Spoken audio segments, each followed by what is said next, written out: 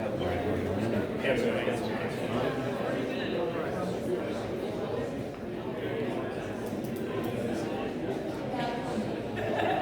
everyone could please take their seats, we're going to go ahead with the presentation. We are veteran World War II merchant mariners. So if everyone would have a seat, we're going to start momentarily.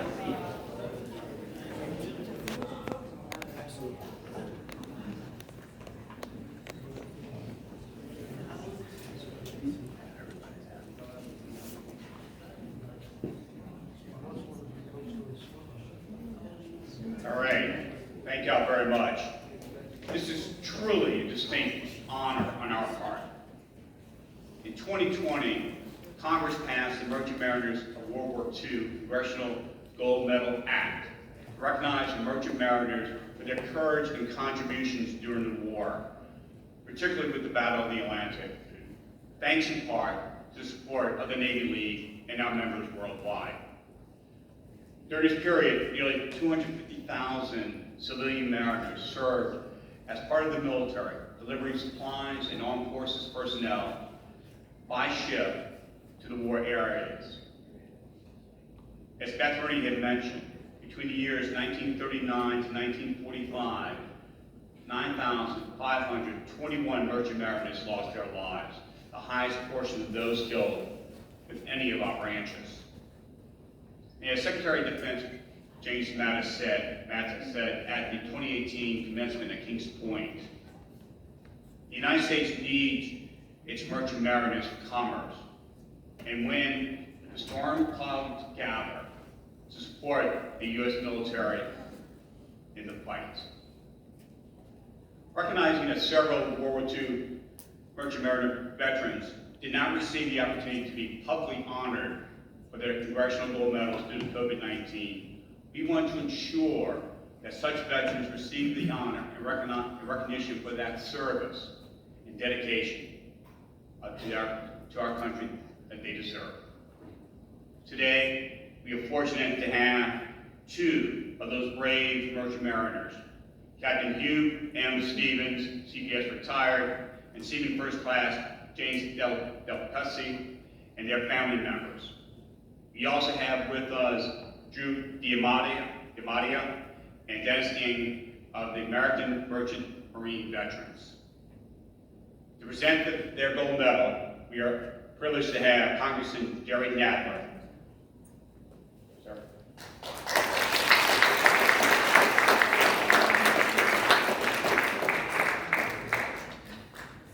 Good morning, everyone. Today it's my distinct honor to present the Congressional Gold Medal, the highest expression of appreciation awarded by the United States Congress, to James L. DePalesi and Hugh M. Stevens. After the attack on Pearl Harbor, Jim faked his age and as a 16-year-old joined the U.S. Merchant Marine. He toured for about a year across the Atlantic, through the Suez Canal to India. Once back in the U.S., he joined the U.S. Navy. He shipped out to Okinawa, and on the way hit a typhoon, which sent the light cruiser Duluth to repair. The ship was repaired and sent back into action in the final battles of Okinawa. During Jim's wartime in the Navy, the Duluth was attacked by kamikaze and Japanese bombers, surviving both. The Duluth was part of the fleet in Tokyo Bay when the surrender papers were signed. Captain Stevens entered the maritime industry in 1943 as a 19-year-old seaman on board Liberty ships, including the SS John Brown during World War II. By the war's end, Stevens had earned his third mate's license, sailing as third mate aboard an Army transport hospital ship. Stevens holds a U.S. Coast Guard unlimited tonnage Ocean Master's license with many endorsements, including ordinary seaman, able-bodied seaman, and first-class pilot. Any tonnage for the upper bay of New York Harbor, 16 issues, now in continuity. Today, Captain Stevens is a professor at SUNY Maritime College teaching cadets about maritime transport. Both of these brave men displayed heroism when their country needed them the most.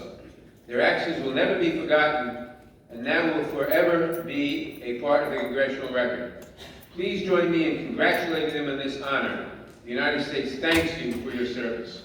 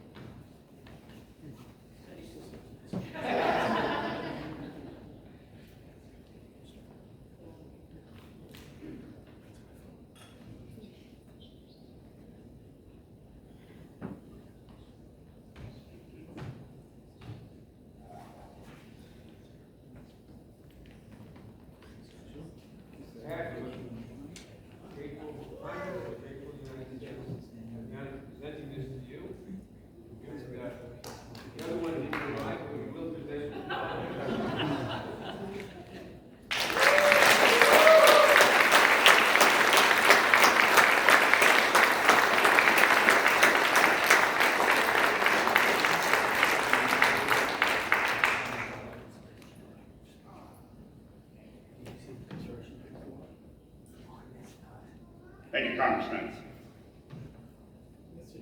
At this time, I invite Administrator Phillips. Would you like to say a few words?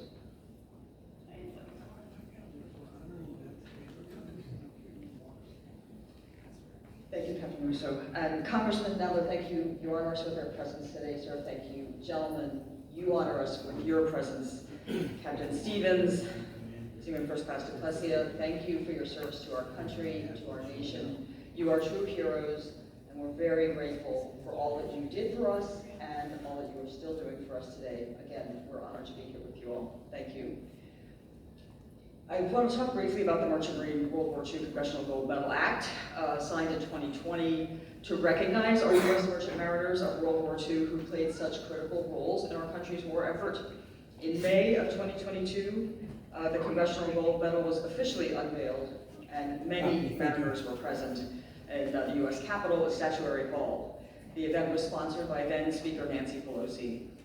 The actual struck gold medal, I'm honored to say, is on display at the American Merchant Marine Museum in Kings Point, New York. If you're in the area, please go visit the museum and see it. It is there. And each of the surviving merchant mariners, which we estimate to be around 12,000 from World War II years, will receive a replica of the award. We have been getting these out to mariners as quickly as we can based on the records that we have, and of course, their declining years. And I will make a plea here. If you know of someone who sailed in World War II and is a mariner, please contact the Maritime Administration. We have records of mariners who sailed. We'll be happy to look up their service and provide that to you, and more importantly, to ensure that if they are qualified for this medal, that they receive it, and that their family receives a small honorary token as well. So that's my plug for, we want to get these medals in the hands of the men who have earned them. More than 9,500 merchant mariners were lost at sea during World War II, and that includes 142 midshipmen from the Merchant Marine Academy who died while sailing as cadets. So it has great meaning to the Merchant Marine Academy and more broadly to the industry. Of course, we thank Captain Drew DiMattia for all the work he has done to advocate on behalf of our veteran mariners. And we are certainly blessed, again, gentlemen, by the democracy that you helped to preserve. Thank you.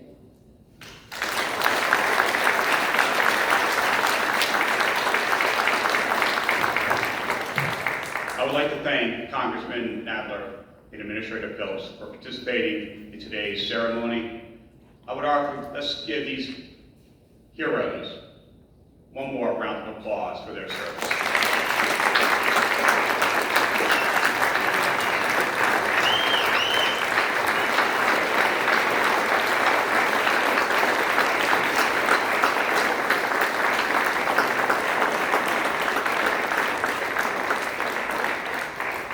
Thank y'all very much. Attorneys, back over to James. Well, thank you again very much, and we're going to continue with the program for today. So if we can, again, thank you very much to all of our participants, and we'll start in about 5 minutes. Thank you.